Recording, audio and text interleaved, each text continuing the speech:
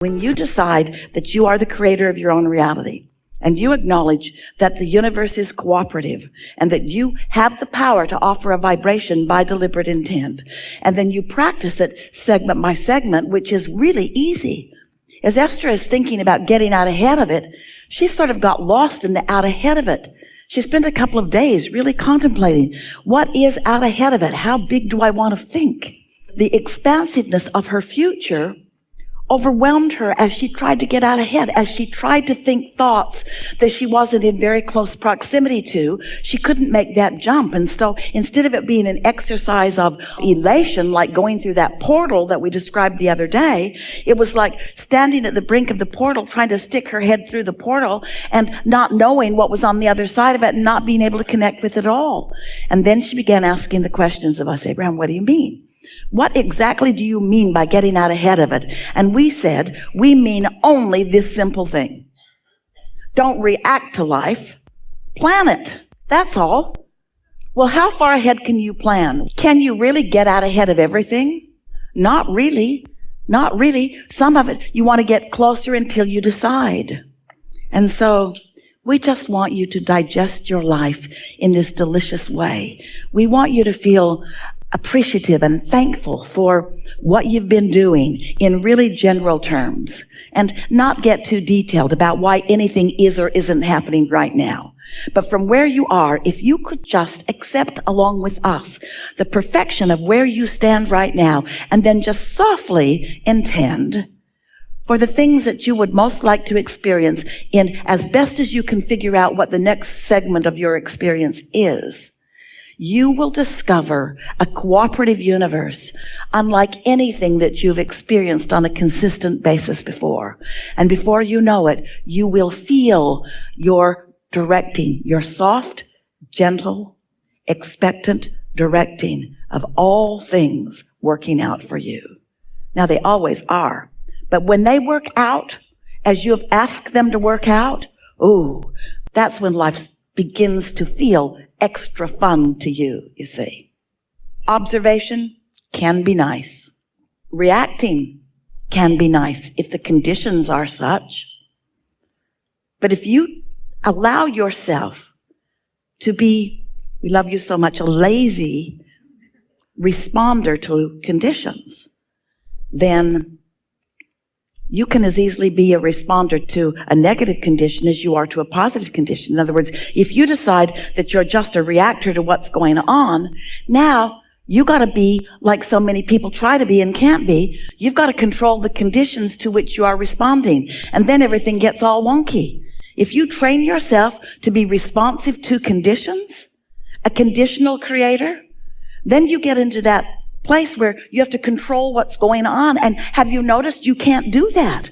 You just can't control the conditions. So if you decide you're not going to be a conditional creator, you're not going to be a reactor or a responder. Instead, you're going to be a get out ahead of You're going to be a segment intender You're going to be a flow the energy and find the feeling of the energy that has flowed. You're going to be a painter of an image, a decider of how you want to feel, a stater of what's next and how you want it to feel. And you begin to see the power of that intentionality. Now you've got it forevermore about everything. You want life to come to you in bite-sized pieces, just like you want to eat your dinner in bite-sized pieces. It could all be there at once, and you could be given 13 seconds to ingest it, but it wouldn't be what you're really looking for. Bite-sized pieces, segment by segment by segment by segment by segment, all under your control, all responding to you, and you being right there because of your segment intending, because of your segment intentionality, because of your segment getting out ahead of it, because you thought about the segment right before you went. You thought about the segment before you got in your car, and then you thought about the segment once you were in your car, and you thought about the segment before you met up with your friends, and you thought about the segment while you were with your friends. In other words, you're thinking about it. You're giving the universe an opportunity to sync up with the very best of you, and it will. So when we encourage you to get out ahead of it, Was it sort of twisting your brain into a knot? Or did you not think about it at all? Esther thought about it incessantly. Getting out ahead of it, getting out ahead of it. How far out ahead of it should I be getting? I can't get into the unknown with much satisfaction. She began to notice that she could be general in her getting out ahead of it. I expect to live happily ever after. But do you know what segment intending is? Segment intending is acknowledging that you've entered a new segment. And what is a new segment? It's a new block of time, a new period of being where your intentions have changed ever so slightly from the block of time or from the period of experience that was just before it. For example, if you were to get into your automobile, your vehicle, you've entered a new segment because your intentions have changed. Your intentions in your automobile, if you are driving, may be to be aware of where you're going, to be aware of what's around you, to be aware of the others around you, to be clear-minded, to be happy-hearted, to be flexible and connected and responsive and in love with life. In other words, some of these things you would want to include in every segment, but being in your vehicle includes different intentionality than sitting on your sofa, yes? Choosing a movie, you're entering a new segment. Being in the movie, you've entered a new segment. Someone new walks into the room, you've all entered a new segment. You enter in a new room, you've entered a new segment. So if you are aware that a new segment has begun, then you can think about what your preferences are with that segment.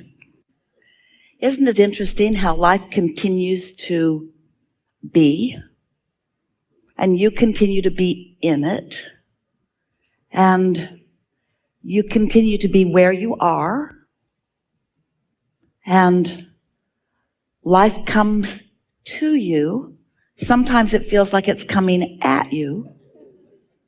Life comes to you in perfect response to what you've got going on, and as it does, you are able to continually evaluate, yes? So, do you think you're overdoing your evaluating or underdoing it? You think you are paying too much attention to life or not enough attention? Do you think you're trying to figure it all out? In other words, getting out ahead of it, that's a big thought, isn't it? Because as much as you've already lived, there is so much that is before you. In fact, almost all of it is before you. Since you're eternal, that makes sense, doesn't it? Esther's daughter, Tracy, often tells the story. Esther heard her tell the story to her own children recently, that when she was in college, she was working as a waitress in a 50s diner.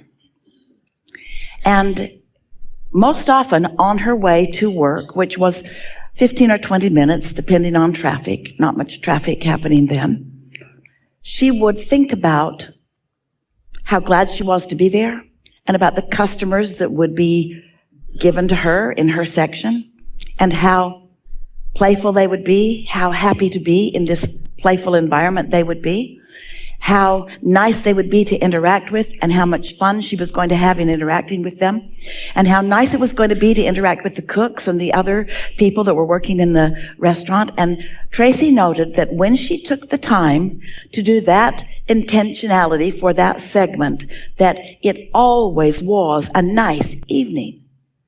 But if she just got in her car and went to work and didn't get down the road a little bit with any intention, then she found herself, and this is really the point that we want you to hear, and then off we'll go into whatever you want to talk about.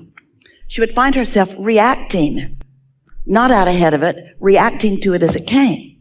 So when a not so pleasant customer would be seated in her section, it was hard not to react to it. Anyone would.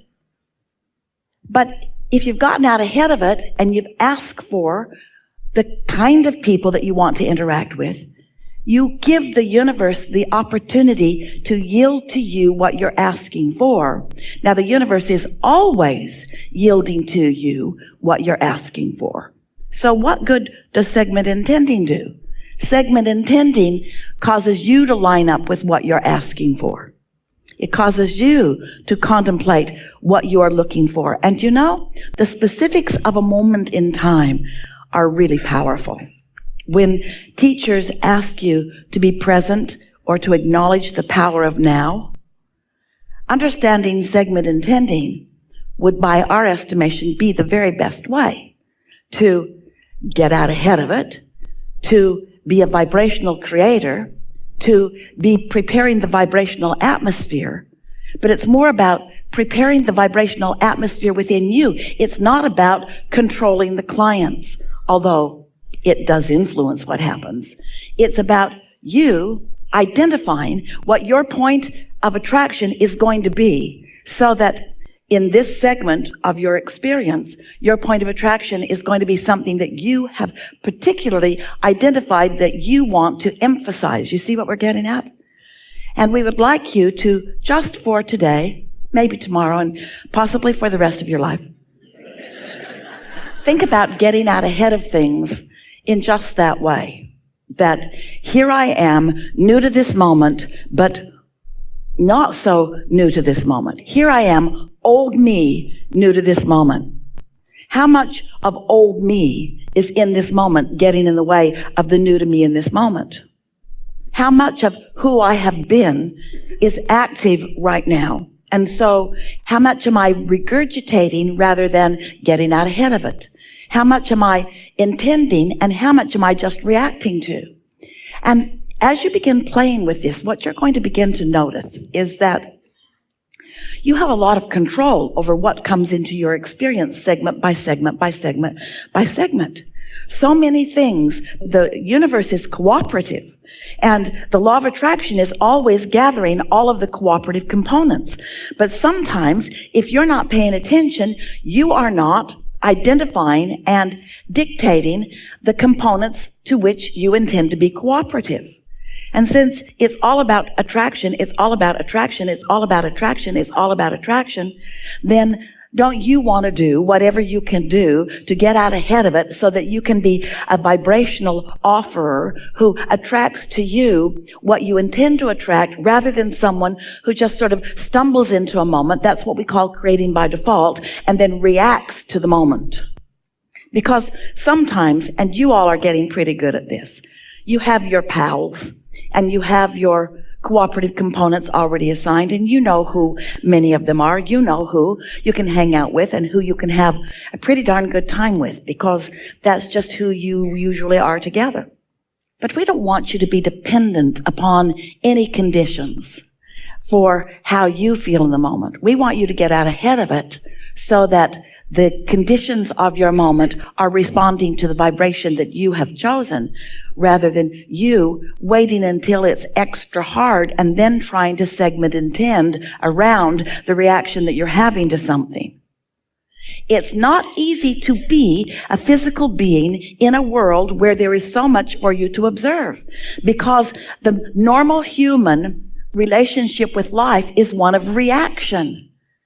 But a life of reaction is not a life of deliberate creation. A life of reaction is not being out ahead of it. A life of reaction is reacting to what is going on. That is not deliberate creation. That is creation by default.